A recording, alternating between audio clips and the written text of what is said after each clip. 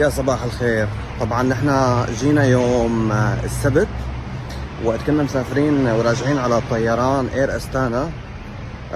همام بحط المصاري بشنطاية خاصة، الكاش يعني. ونحن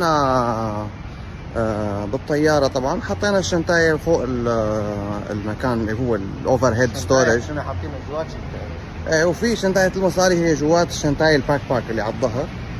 وطلعنا ورجعنا على دبي ورجعنا على البيت. عم يشيك على شنطاية المصاري، ما لقى فيها المصاري. كانوا رايحين ومبدلين بعملة ايران، تومان الايراني تقريبا بنفس السماكة. فواحدة من اهم الشغلات وانتم مسافرين، ما تخلوا مصاري موجودة بعيدة عنكم، دائما خلوها معكم.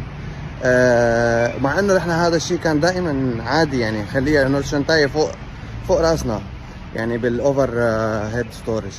المهم عملنا كومبلين للطيران، وعملنا كومبلين. هلا رايحين نعمل طلب، يعني تقرير بالشرطة انه هيك صار، وحنتابع الموضوع ونخبركم.